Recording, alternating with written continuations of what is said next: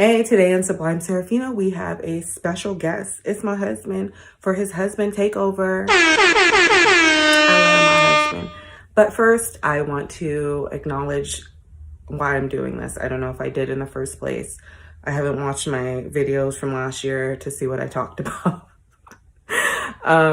So yeah, one, I am healing out loud because I find it healing to know that you are not alone and to let people know they're not alone. I come from one of those families that sweeps trauma under the rug. I come from one of those families that seems to think you can just get over your trauma, or you should just get over your trauma. And unfortunately, I'm not one of those people who can just, it never happened, or let me move forward, or da-da-da-da. But I do want to live in the present. So that's one of the main reasons why I'm doing this. I do not have any regrets for coming forward in any of the subjects I've come forward with. They have been truly healing, truly eye-opening. I got to see in my family who, I don't want to say who supports me or the situation, but people who had my back or what have you, people who remain neutral, and people who stopped talking to me. And you can only imagine that has happened because I guess you're supposed to just suffer in silence. You're never supposed to go against the family and this, that, and the other. And for a while, that's how I thought. And that's why I never said anything. And I regret for taking so long to come forward, because at the end of the day, I had to really stop and say, what was this person offering your life anyway? So, I don't beat myself about not coming out sooner, but I'm proud I did when I did, because it's been extremely healing, and I feel safer now.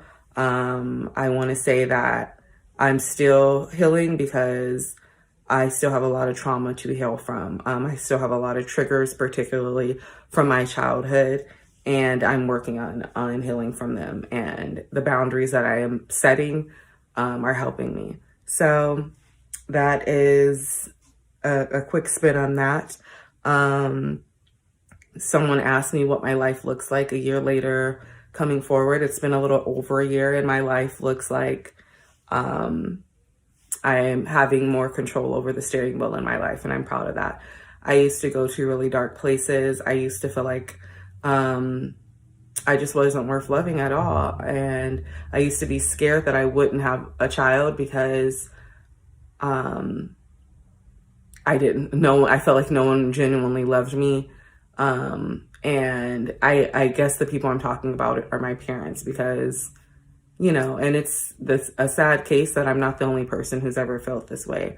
I wish life could be perfect in the sense of your parents love you and support you no matter what, as long as you're doing good, I guess you can say. But I felt like I didn't have that support and that love, and I want nothing more than to give that to my daughter. I want her to know she has an open table, that she does not have to be scared to talk to me about anything. And yeah, I mean, she's going to be 3 months, so she's so young and little, but I don't see myself with any child being the type to turn a child away. I'm not one of those type of adults that is closed-minded to the things that children go through. Children go through a lot. And people seem to think that they're like indestructible. Children, God willing, become adults, and some of those children can become fucked up adults. I found my way, but for a while I was a fucked up adult. I could have been way worse off. I didn't turn to a drug or alcohol for support, but I would turn to food. I would turn to thinking that someone cared about me because they wanted to hook up with me or what have you. And on that note, please tell your children, particularly your daughters, that they're beautiful, because they will go try to find that somewhere else, like I did. Not having the men in my family, my fathers in particular, tell me that I was beautiful made me think that if somebody wanted to be with me, that meant that I was beautiful. Yeah, bitch was fucked up. Like, now that I think about it, I'm like, oh my God, girl, no, mama, no. And be the type of woman in a young woman's life, a young girl's life, to let her know she's beautiful too. Because had I been getting told that by my mom and other women in my family, maybe I wouldn't have gone that way either. And that's why I want an open book an open table and I check on kids, the kids in my family. I ask them questions because no one was asking me these questions when I was their age. No one was checking for me like that. So because of that, I don't have skeletons in my closet. I have cemeteries, you know, and at a certain age, you know, I'm responsible for my own actions and stuff like that. But as a young kid, you just really don't know. As a teenager, you just really don't know. And you might think you have it all figured out, but I wasn't one of those teenagers. I wasn't one that said, I can't wait till I'm 18. I can't wait till I'm 21. That's probably why I'm so young acting now. Is because the adults around me, them niggas seemed miserable as hell when I was a kid. Oh my God, I just wasn't in a rush to grow up because I was like, oh, this looks stressful. Oh, you get that angry? Being an adult must be hard. Oh, you want to beat up a kid? Oh, being an adult must be hard as hell. But I am working on the triggers that I have because they have really made a drastic influence in my life. And it's just a shame to see sometimes how damaged I really am and how I'll get put in certain situations and then it will remind me of something I went through as a child. And then I'm like, oh, no. It really will take you there. Like you go stir crazy. So that is why I have boundaries in place, because I do not want anyone to send me to that place, especially now that I am a mother, because I have to protect my sanity.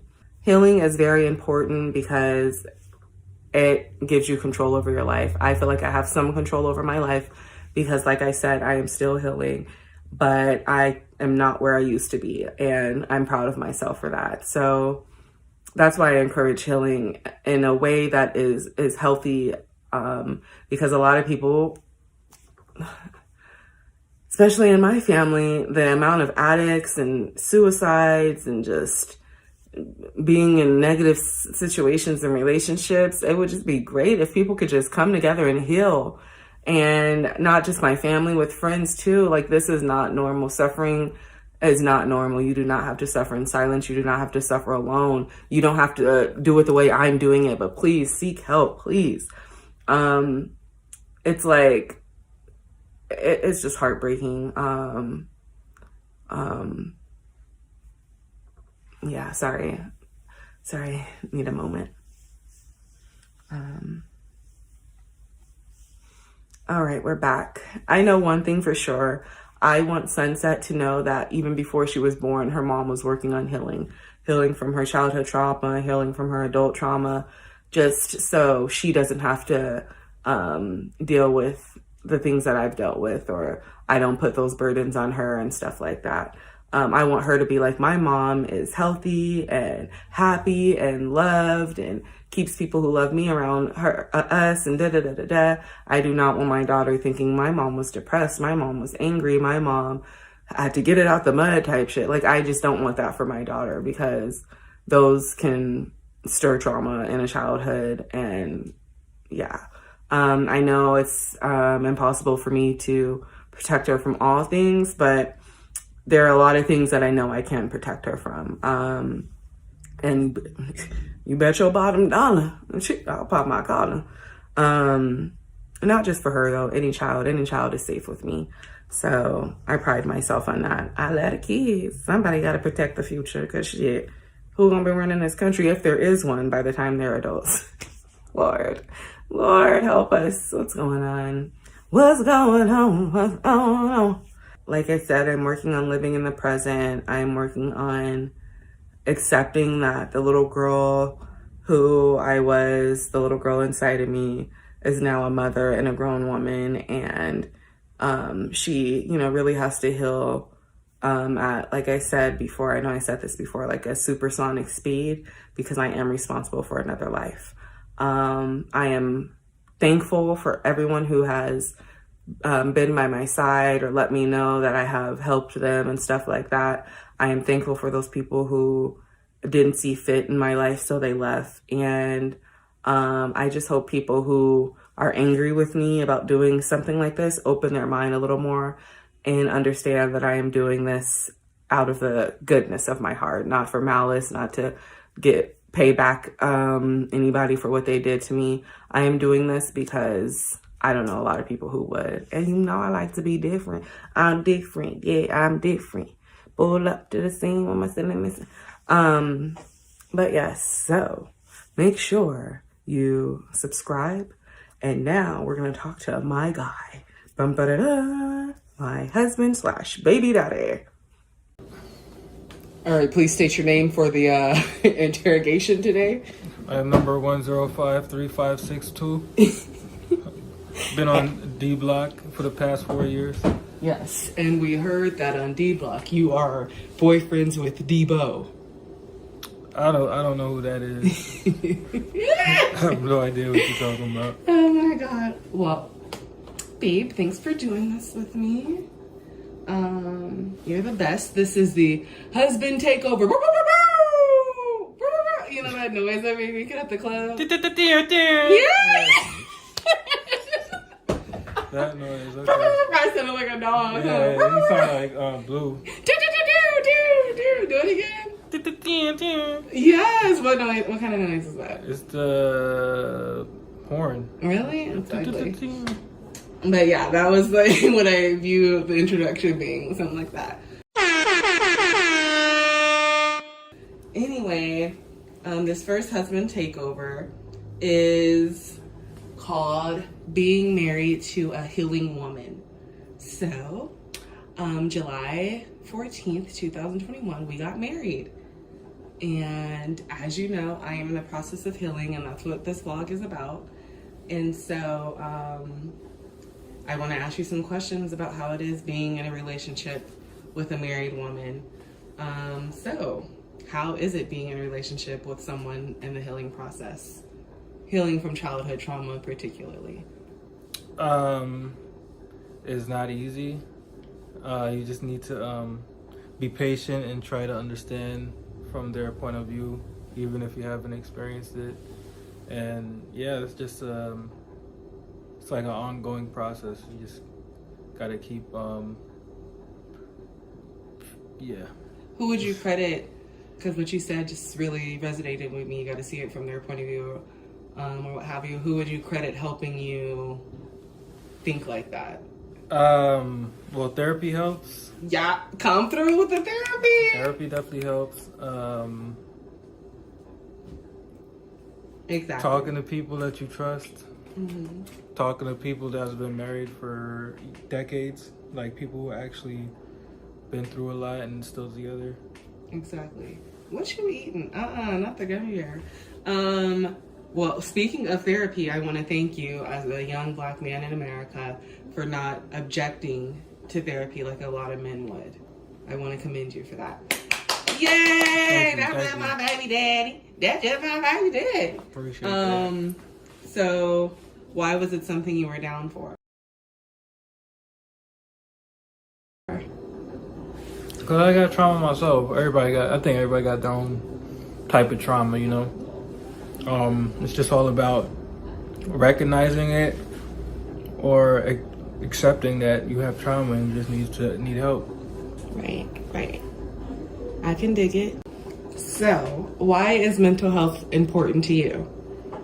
Mental health is important to me because with a strong mind, it'll be easier and better to raise a child, and also, you know, control your emotions and figure out why you're having those emotions. And it's good for stability. Like knowing yourself makes you more stable as a person and more confident as a person. So I'm gonna have your babies for as long as I can, cause you is my man. Why do you think it's important for the black community and the black family getting therapy? Well, like I said, stability.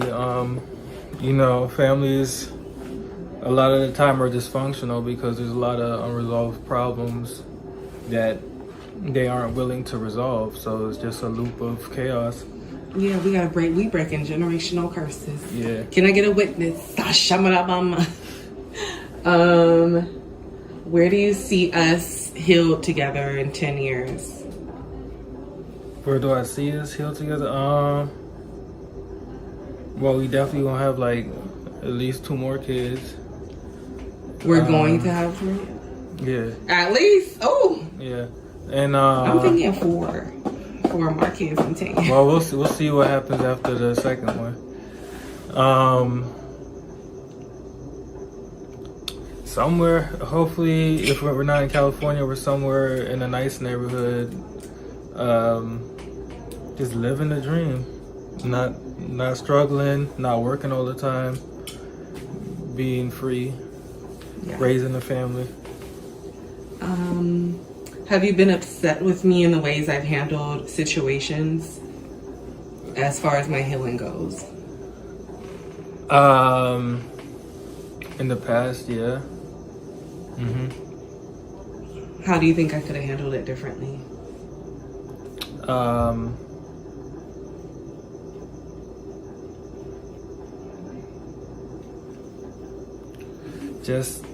That's a good question. I would say just like having a one-on-one instead of like throwing shade or like subliminals or passiveness.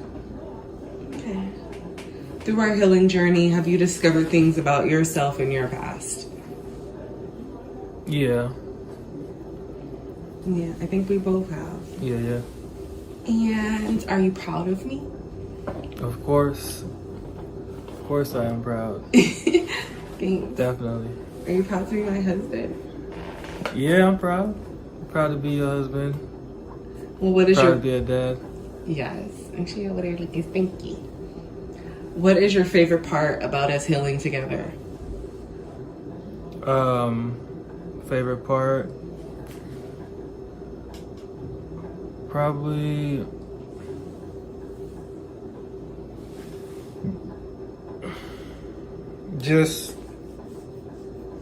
I guess just being more open to each other and letting each other know what our triggers are and whatever, so we could try to have as much peace in the relationship as possible.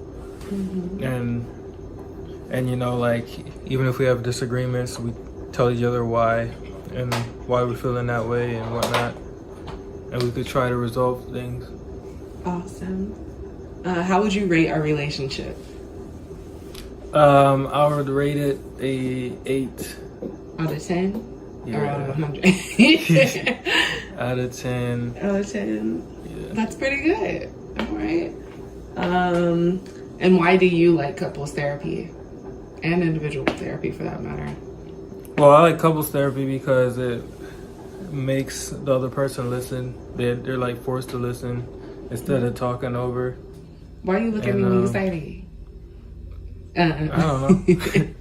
Because we're talking about each other. Well, yeah, we're forced to listen and look at the other person's point of view and break things down.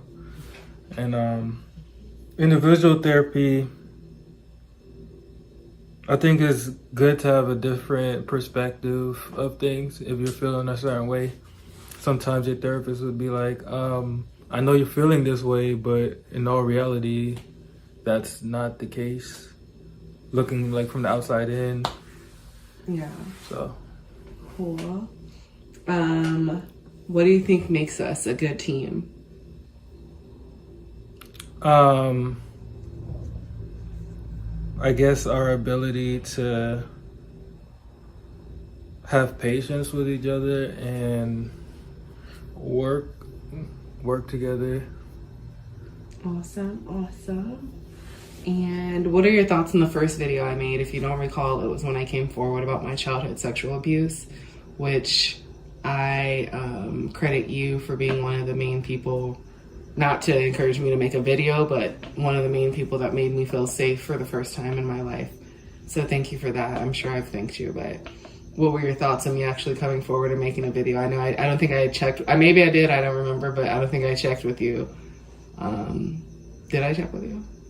I was in Denver. I think so. I was in Denver when I made it. Yeah. But I'm sure maybe I ran it past you, but what were your thoughts when you found out? Or I mean, I thought it was brave of you, definitely, to do that, because most people would never in their lives even say anything. So I give you props for that, and I think it'll help a lot of people come forward that's been in the dark about it. So Yeah. What was it like finding out that happened to me? it was like, I mean, it was sad, it was uncomfortable, it was just not a good feeling. Yeah.